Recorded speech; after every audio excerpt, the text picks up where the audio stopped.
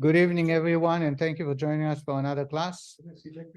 We will continue now on page 13, just to refresh your mind about what we studied so far. I've shared with you that in this chapter, we're going to talk about three topics. One, which we covered last week. We're going to talk about the second one today. The first is there are judges who judge continuously in the body, and they are trying to persuade a person to follow their rules. They are called judges because it's not lust from the heart, but it's the brain, convincing the person it's good, it's okay, it's not going to be hurting me. The second point, so that's the two judges we spoke about. And I think last week we started speaking about the idea, and we're going to delve in a little deeper into it. The idea that sometimes it's very difficult to decipher right from wrong. What is right and what is wrong, we'll talk a little bit about more. The second point of this chapter is going to be about God's guide and help to the person to make the right choice, and without God's help, he would get lost. That's the third judge. The third part is going to be answering the question: why should a man when a person before he's born is taking an oath to consider himself like a rasha all his life? Even if the entire universe tells you you're tzaddik, consider yourself like a rasha. How come? It will depress a person. It will take away self-esteem. And the rabbi will address this. This is the third part. Actually, we're going to talk about one more point in this chapter, and that is truth. What is the definition of truth? We will discover three different types of truth. One is absolute truth, and something that's not true is a lie. Another one, as the world calls it, if it's not a lie, it's the truth, and that is conditional truth. And then there is a third one, and that is depending into which situation it is. That's how you define the truth. And we'll get to it. I don't think we're going to be covering it at this lesson. What page are we on? We are on page. I'm going to start again. I'm sure we covered that. We are on page 193. Towards the bottom. If somebody thinks otherwise, let me know. Okay. The good, and I shared with you, and perhaps we should talk about it a little bit more. The challenge is that both the evil is very sly. The evil inclination wears a long beard and a very black coat. And therefore, it's very hard to decide and know for sure what is right and what is wrong. And this is something we have discussed last week. I actually put together, and I shared with you some stories of Rabbi Nachum of Chernobyl and the rabbi that listed 10 reasons to quit. And the Rebbe says, and the first one, the main one, is because it's the advice of the evil. I came up with four ways to decide God's desire, if I'm doing the right thing. The first is, and maybe we'll delve into it later on, but I want to share the four. The first thing, take away your personal interest. Ask yourself, do I think it's the right thing because of what? Because it benefits me? Because it makes me famous? Because it brings me more honor? Because it brings me pleasure or money? If your interest is involved, you are blinded. And therefore, take away your interest and then ask the question. The second is easier, and I shared with you, is find yourself a rabbi. Asay lecha rab. Why is it important? Not because the rabbi is smarter. Some people would have the rabbis not as knowledgeable and not as smart as they are, but simply that person is not tainted by his own interest. and therefore is able to see it from a natural pair of glasses. The third one is Shulchan Aruch. Ask yourself, is this in accordance with Shulchan Aruch, code of law? If it's not in accordance with code of law, then most likely it is against God and it's the wrong thing. When you say code of law, you're talking about halacha. Halacha. Halacha is code of law, yes.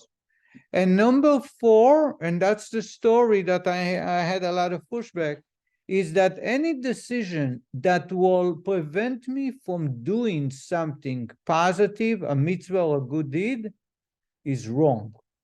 Even if it feels it's holier. So for example, I want to study Torah. I say to myself, I'll come home and study Torah for half an hour. As soon as I come home, I said, my wife is overworked. Maybe I should wash dishes. Well, washing dishes in the house is holy. It's the greatest mitzvah. But it came on the account of about to study Torah. And therefore, it is pure evil. What you do is you study and then you wash the dishes. The same is about that's why the Reb Nachum. The wife says, Rabbi, wash the dishes. Now. The same is, no comment. The same is regarding the rabbi who received 300 rubles, huge sum of money, and he was debated, what is God's will, what's the evil? One of them is the evil, pure evil. And the decision was that the idea to disperse the money among many small families and help many came only once he had decided to do tzedakah. And therefore, it came to prevent him from doing something. Therefore, it's the evil. Evil is trying to convince him not to do the mitzvah he was supposed to be doing now. By the way, we're starting a new JLI. I believe everybody here is joining the course. We will be delving into many of those points in much, much deeper to a much greater detail. But back to our discussion. So again, here are the 4. The first is try to take your own self-interest out of the dilemma. Number 2, appoint yourself a rabbi. The rabbi's power is that he has no interest. The third is it should not be against code of law, against halacha. And the 4th is if it's preventing you from doing something good, it is wrong. I hope I helped. And again, these are dilemmas that we all face. And as we'll discover, God guarantees to assist if we will follow those 4 guidelines. Move out your interest. There was a Chabad Chassid. There was a Chabad Chassid, a spiritual leader in Israel who, maybe the way I speak is politically incorrect, but it's okay. I can take it. In the early years of the state of Israel. And there was a yeshiva boy that was contemplating being drafting to the army. Now, to be drafted to the army today is a holy mitzvah, and it's a great deed, and many people who sacrifice their life, they are holy people, and we should pray for them, and we should assist their families. There is no doubt, not an iota of question. But during those days in the 50s, anyone who's been drafted in the army, it means that he will not keep Torah and mitzvot because there was no kosher food available, there was no prayers. And if you are observant and you follow Jewish lifestyle, you'd be marked down, you'd be excommunicated. In the 80s, there were some pilots who came for training in California. California has an air base in Long Beach, California. Irvine, Anaheim, and Long Beach. There is an air base there. And for Shabbat, they would come to the yeshiva because on Shabbat, by the policy of the army, is that you cannot, unless it's necessary, you're not allowed to do training. So therefore, one of them was a helicopter pilot who became observant. A young boy. He was young for the army. For a pilot, is 23, not 18, because it takes him 5 years or 6 years to train. So he became observant. And I asked him, how is it going? He says, they dropped me off from a F-15 to a helicopter, and I don't care but they dropped me simply because I became religious. And I said, why? He says, because you don't go out with the girls and you don't go to the bars. So right away, it raises flags. So therefore, they evaluate you differently and they take you, therefore, you cannot be a Top Gun. You go to a helicopter. This is, I heard myself from a pilot in 1985 or 86. This is already after developments of policies and kosher food was available, and there were many religious Jews, Israelis in the army. I'm not speaking bad about the army. I'm just stating it's an introduction to the story. So this young man wanted to be drafted to the army, and obviously, for good reasons, to defend this country. He came to a Verbringen, a gathering of a special day that the spiritual leader would speak. And he spoke on this idea that we're studying, that many times we have dilemmas and we are sure that what the decision we make is the right choice and God will approve. However, the rabbi says, if you want to know what the right choice is, ask yourself, what's in it for me? Why do I have the interest? Is there a benefit for me? Is this my own interest or not? 15 years later, the rabbi didn't know who is he talking to. He was talking to a bunch of yeshiva boys. 15 years later, this man said to the rabbi, do you remember when you spoke about that? The rabbi says, maybe.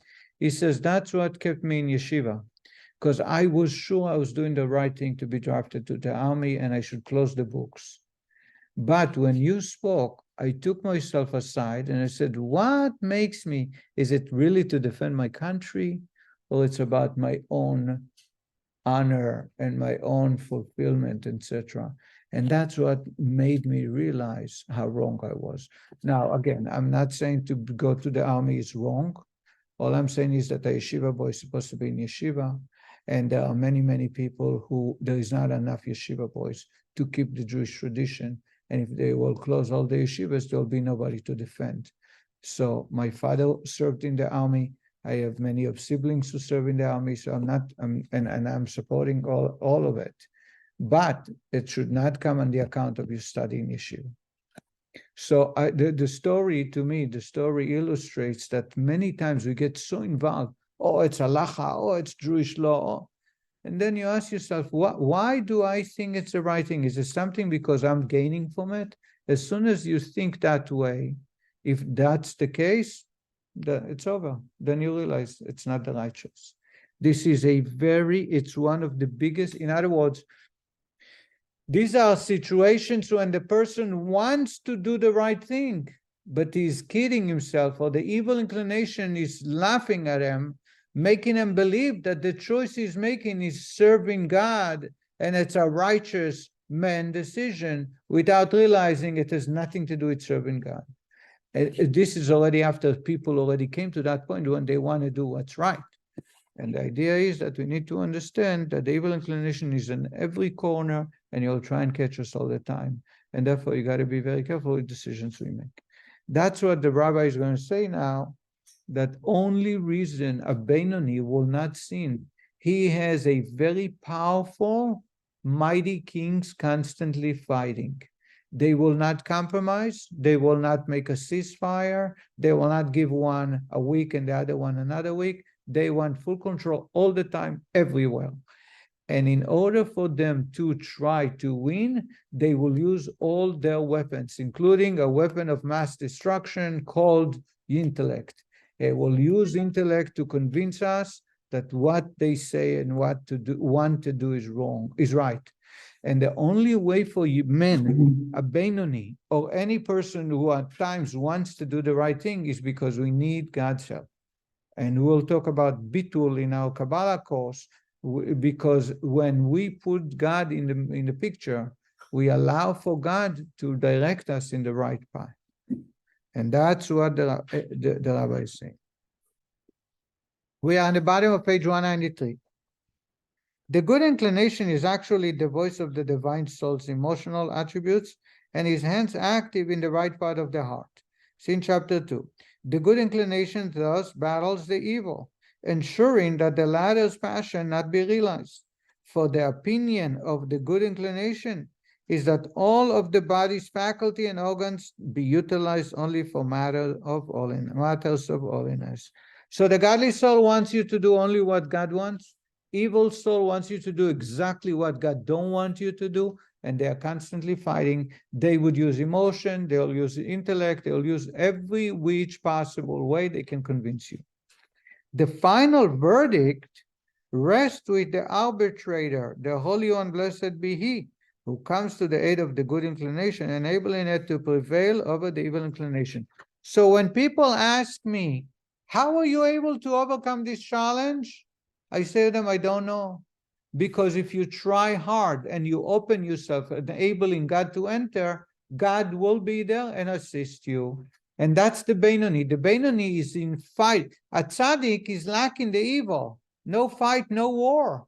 A Beinoni is always fighting, never getting tired. So it makes it very taxing. It's very hard. The only reason he's able to always stay in control and do what's right in the thought, speech, and action is because God, the third one, is coming to aid the godly soul and is able to convince the man to follow the majority. How do you let God? You have to open yourself up and humble yourself and ask for God to help you. And then God will come and help us. We'll discover right now. And in that way, sometimes we are able, here is a story. You hear me, Ali? There is a story. During the Second Holy Temple, the Romans ruled in Israel and the Jewish people rebelled against them. A war ensued. The Romans had many people who converted to their beliefs and left Judaism. Many of them. Some of them served in the Roman army. There was a known general in Rome that was Jewish, a Jewish that was observant Jew, that they allowed him. But there were many Jews who left all of the Jewish tradition. One day, the Romans went to a man who converted to the Roman religion, and they asked him to go to the temple and bring them an artifact to show they are victorious. He's Jewish. He is able to get in.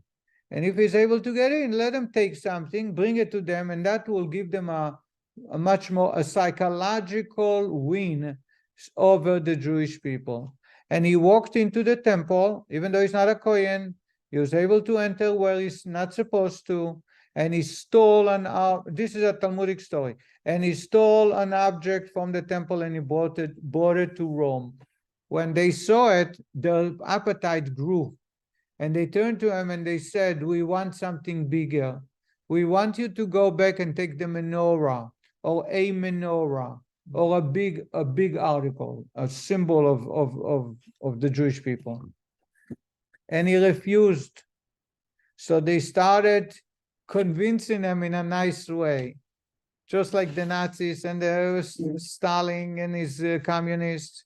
At first, they offered them great money. They would weigh in gold, whatever he brings. Then they would give him exemption from tax for 3 years. Whatever you earn, he can buy the entire store of, Macy's, and he don't pay taxes. For 3 years, you don't pay taxes. It didn't help. Then they tried other financial benefits, nothing helped. He says, I may not be following God, but I'm Jewish and I'll never do it. So then they decided to do it in a much kinder way. They took him into a place where you chop wood, you cut wood. What do you call that plant? A lumberyard. To a lumberyard. That's it. And they started sewing his body parts, his fingers. And he would scream. He started screaming, but not from pain. He started screaming for, what have I done? Why did I allow my evil to take over and allow me to help those Romans to bring them what they wanted? And they literally sewed part by part of his body, and he was screaming to God, please forgive me for what I've done, and I'm so in pain for what I did. The Hasidim explain, this is a story in the Talmud. Yosef Meshita, I think from a place called Shita, or that's, I don't know. The Hasidic teaching tells us that the evil soul, his own ego was fully awake. And when he was about to receive great honor and money, then he would do whatever. He made the foolish decision of going to do it, even though the godly soul was trying very hard to kick and stop him. Once he was holding such a holy artifact, the godliness of that artifact was so powerful that it gave extra boost to the godly soul. And now the godly soul woke up and started screaming at them, what have I done? What have you done? Your parents are ashamed of you, your grandparents are ashamed of you, great-great-parents. Look what you're doing. You're blocking yourself from the future. You're going to hurt many, many Jewish people. And that's when he realized the choice he made was so wrong that he will never repeat. And instead, he wants to repent for his past. And that's why no pain in the world would make him go back a second time. This is the only way to explain that, is if you have the third judge, which is God, helping a human being. Once you connect with holiness, you're bringing God into your life, and it assists you in making the right choices. That's why, and we'll discover it in Kabbalah many, many occasions, and every lesson actually, Bitul, to nullify oneself, is the gateway to connecting with God, is the gateway to living a fulfilled life.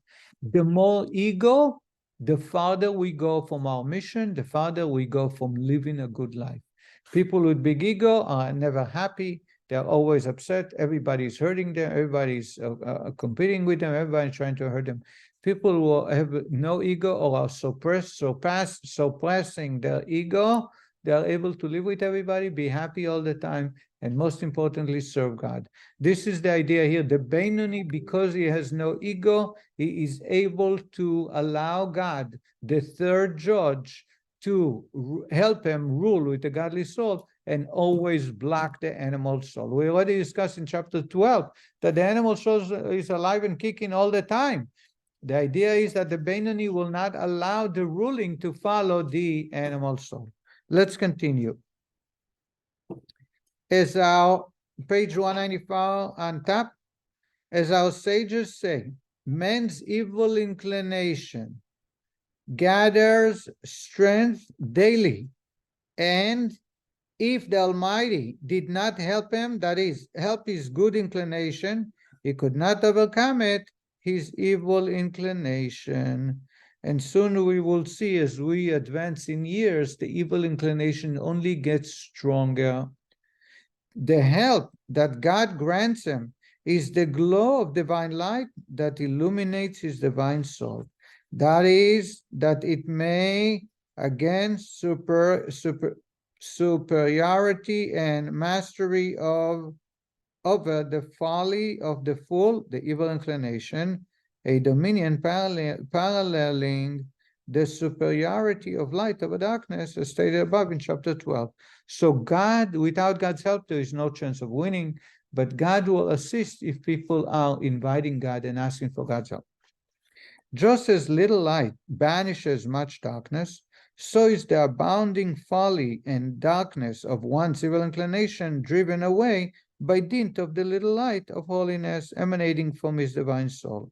It is this ray of divine illumination that constitutes God's assistant to the divine soul. So there is a blood of darkness, and the darkness almost overpowered the man, but a little ray of light comes from God, and that chases away all the darkness. The Alter Rebbe now goes on to resolve the contrast. So now the Rabbi is going to go back to the first question about being, consider yourself like a wicked man. Before we move on, I just want to say the following. Actually, we're going to go into the third part. We studied at the beginning of the chapter 1. One of the questions the Rabbi asked, before a man is sent to this universe, he is given a soul. The soul is taking an oath. The oath is administered to the soul. Be righteous and do not be wicked. Tehi tzadik ve'al tehi rasha. Va'afilu, and even if the entire universe tells you you're a tzaddik, consider yourself like a wicked man. That's the oath that is given me, you, everyone. The rabbi is asking, how is it possible someone who is perfect, a righteous man, to be told that even if everybody tells you you're a righteous man, consider yourself like you're wicked? First, it's very low self-esteem. It's diminishing our energy to be able to fight the evil soul. Imagine if you're a loser, they tell you you're a loser. How can you win a fight when you go to a fight, a boxing match, a sports, or any type of challenge? You have to have a cheering league or party or group. Why? Because that's how you get energized. You are the best. You will never be defeated. You are much stronger than the enemy, the opponent. Here, the man is given an oath to be reminded always, he is a loser, you are Russia. And the rabbi asked, it doesn't make sense. Now the rabbi is going to resolve this question. The Alter Rebbe now goes on to resolve the contradiction and answer the question noted in the opening words of Tanya. The Talmud states that a Jew is charged with an oath to regard himself as wicked, whereas elsewhere the Mishnah declares, be not wicked in your own estimation. Also, if a person considers himself wicked, he will be grieved at heart and depressed, and will not be able to serve God joyfully and with a contented heart. The other point the rabbi is making is, in order for us to overcome the challenges, we have to be happy. You have to rejoice. That's why soldiers go to war with a march. They need to be happy. They need to enjoy life. Otherwise, there is no chance of winning. Therefore, life, happiness equals energy. That's the way God created us. Now, if I'm told I'm a loser, I'm a rasha, I have no energy to fight. If I have no energy to fight, there is no chance I'll win. And therefore, how is it possible? The Talmud tells us to be depressed, to be unhappy because you're a loser. No matter what you do, you'll never get anywhere. He now explains that the meaning of the oath, which literally reads, be in your own eyes like a rasha, is that one regards himself not as an actual rasha, but as like one. Ke rasha, ke means like, having traits similar to those of rasha. This means that he must consider himself a Beinoni, who possesses the same evil in his soul as does a rasha, and can desire evil just as a rasha does. Says the Rebbe, the Talmud don't say, consider yourself rasha. Consider yourself like a rasha. You know why? That's what it means to be a Beinoni, to be able to always be careful that the evil is going to try and stick it to you. Not like a tzaddik. And that's the idea, consider yourself like a rasha. We discovered that a Beinoni, in one way, is like a tzaddik. He never sins. He never thinks or speaks or do something wrong. But on the other hand, is like a wicked, like a rasha. Why? Because the two souls are constantly fighting. The evil and the animal and the godly are in equal power, and they always are there fighting. Says the oath before a man is born, even if you do not sin, meaning you're perfect, even if the entire universe tells you you're a tzaddik, because the entire universe, what they see is that you never sin. If they see you never sin, they don't know the difference between a tzaddik and a Beinoni, because the difference is internally, not externally. Externally, the entire universe it says, even if the entire universe tells you you're a tzaddik, meaning outside, you look like a tzaddik, you only do the right thing, you never sin. Consider yourself like a rasha. Realize that perhaps in action, speech, and thought, you actually are perfect. But it doesn't mean that the evil inclination is gone. It's constantly there, and therefore be on guard, always be. So it's not depressing, it's not making you a loser, it's not making you feel bad, it's always putting you on guard. Don't ever, ever fall asleep. Don't ever give the thought, the idea that you will not be challenged and life is going to go smoothly. You're always going to do the right thing just because in the last 5 months or 6 months you didn't sin. It doesn't work like that. This, as we will get into details, the evil soul will always find an opportunity to go out and try and cause us trouble. Yet, in the Alter Rebbe's words, yet, inasmuch as the evil in the left part of the Benoni's heart is its native strength, craving after all the pleasures of the world, and is neither so minute as to be nullified before the good of the divine soul, as is the case with a tzaddik, nor has it been displaced from its position to any degree, but merely lacks authority and power to become diffused throughout the limbs of the body, to cause them to do, speak, or think evil. Nor is the evil's lack of ability attributable to the Benoni's efforts, for his evil, like that of the Rasha, retained its native strength to pervade the entire body. Rather, the evil is powerless merely because of the Holy One, blessed be He, who stands at the right hand of the poor man, helping him and irradiating his divine soul, so that it may be able to prevail over the evil. So the rabbi says, just like we spoke, remember that the reason you don't sin is not necessarily because you're a tzaddik, because you have no evil soul. You might have an evil soul, and the evil soul is just asleep now. And the God is able to be the third judge who is helping the godly soul, and therefore it feels like you're a tzaddik, but you're not. And therefore, be on guard, be very, very careful. As the rabbi is going to continue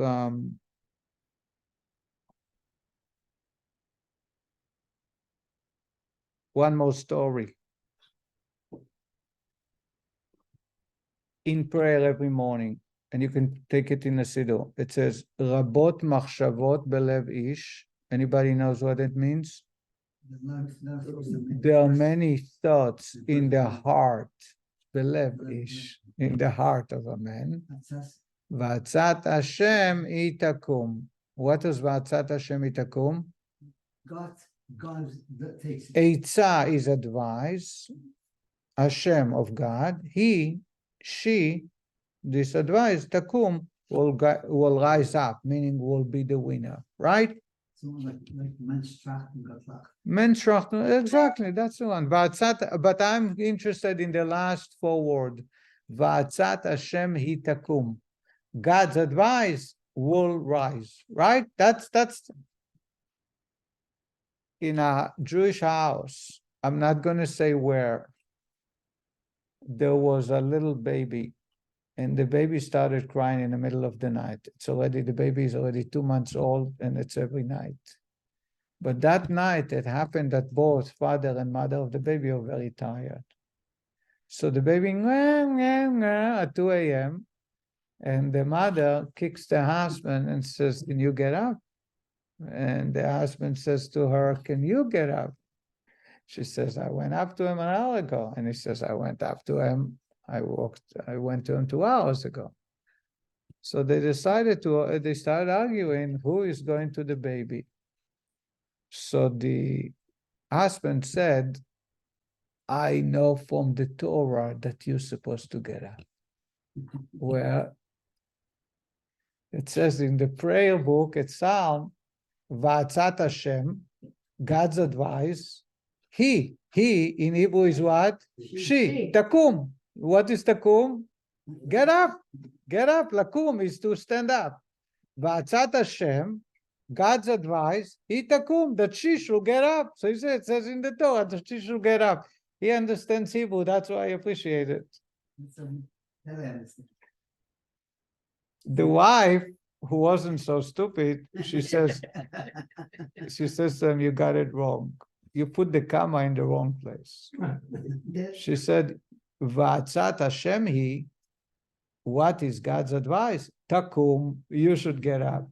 Because on wife, you say takumi, you should get up, a female. Takum is the husband. So either V'atzat Hashem, he takum, she should get up, or V'atzat Hashem, he, God advice is, because he in Hebrew is she, and he in Hebrew is also is. So V'atzat Hashem, he takum, that you should get up. Harry, you got it? So he got up. Huh? Yeah, so that's the dilemma we all face in our life. What's the right thing? And we need to understand that the evil is sometimes will keep himself like a puppy and do whatever you want, so that in the right moment you'll be able to stick it to you and make you sin. That's the way it works. The Hasidic teachings tell us that sometimes the evil inclination will be quiet for many, many years, just to get you involved in something evil, after he has earned so much credit for making you to be a perfect, righteous man. There is stories of Hasidim saying about certain people that for 50, 60 years, they always did the right thing. Everybody respected them as very, very holy people. So that one time when there is a fight in the community, they voiced their opinion, which is counter to Torah, and other people who were persuaded because this guy said it. So you got to be very careful. And we need to know that God is the only one who is able to help us. And that's why we need to consider ourselves like a wicked. In other words, realize that the evil inclination is always there trying to make us misbehave, trying to make us do something against God.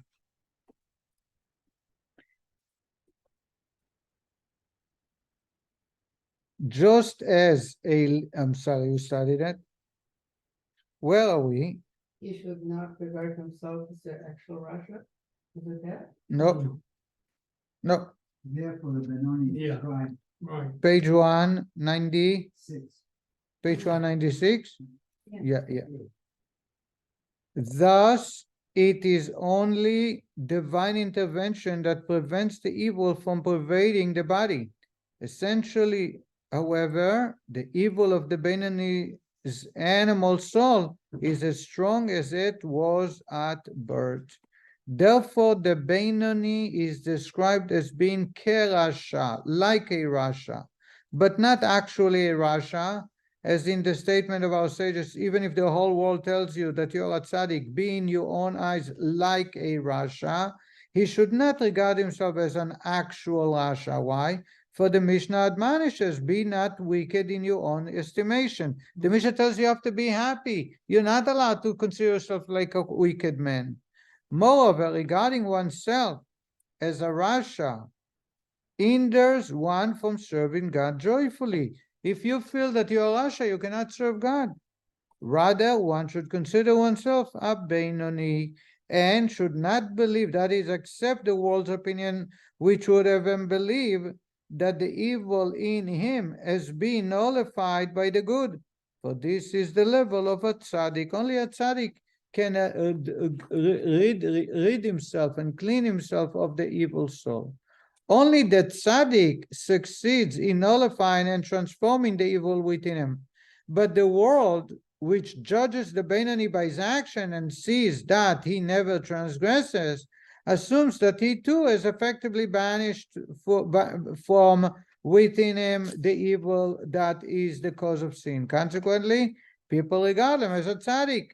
He is therefore cautioned against accepting the opinion of the world, but instead he should take the view that the essence and core of the evil is in its full native strength and might in the left part of his heart, not having vanished or departed from him at all.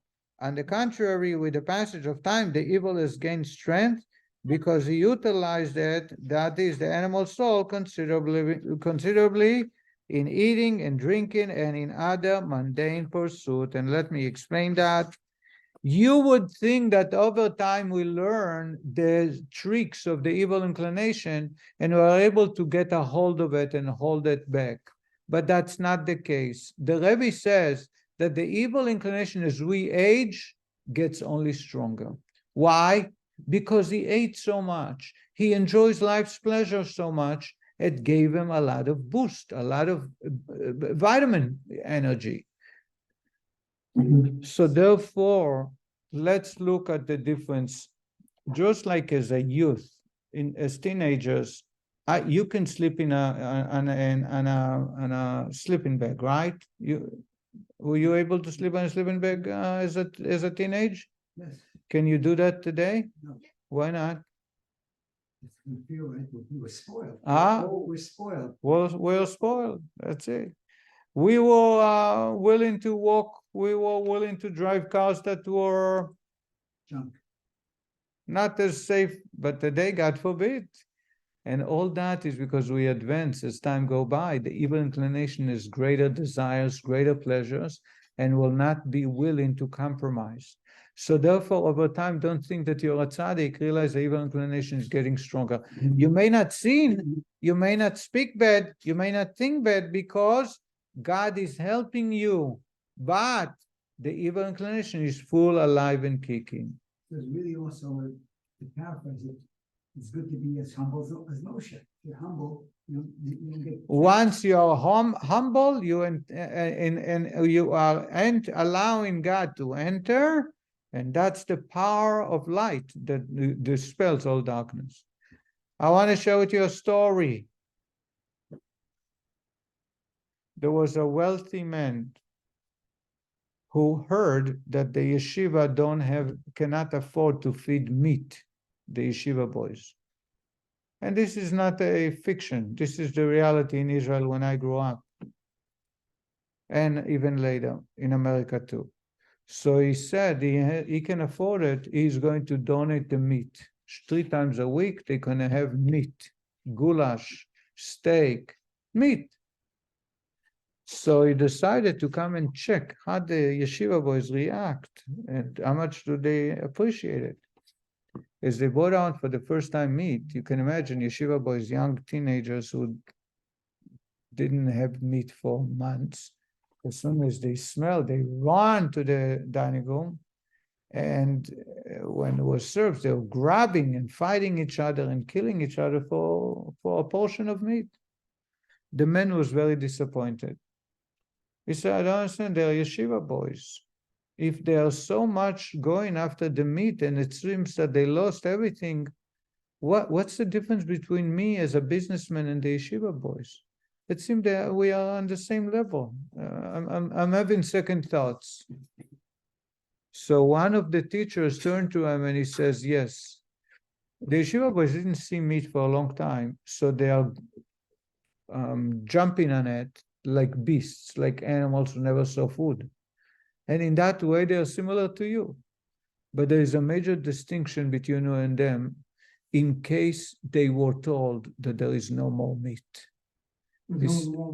Meat. No. If the yeshiva boys, you say to them, no more meat, they go on about their life, right? They go to yeshiva, they study, they would come, they eat clementines, and they all eat cereal. But try to take away meat from you. What will happen? He says, what will happen? I'll jump from the roof. I can't. And that's the difference. The evil inclination as we mature and the more successful we get is just grabbing us more and more and bigger. So if you take away, so eating meat, yeshiva boy and this rich man were the same. But stop having meat. Yeshiva boys goes on about their life, nothing happened. A rich man, you won't be able to live.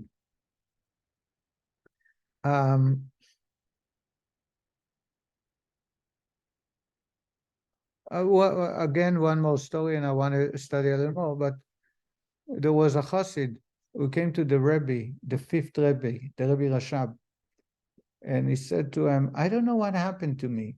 In yeshiva, I studied, I prayed, I was able to concentrate, take my time. I wasn't bothered by cell phone, by Facebook. I just look in the book, the words, think about what I say. I was fully devoted to God. Now I can't concentrate. I have no time to study. Prayer, it doesn't work. And even if I try to dedicate and segregate myself, dedicate time to study and pray, it's not the same. I'm not connected to God. And the Rebbe said to him, turned to him and says, what did you expect from so much white bread that you ate since you left yeshiva to be able to still be connected to God? with so much white bread. In other words, if we are into these pleasures of the world, once he left yeshiva, he married a rich family, and they fed him very well. Once that, the evil soul gets a lot of energy, a lot of vitamins. And then it's no question that it's almost impossible to overcome those fights. I hope I made myself clear. Ali, did I make myself clear?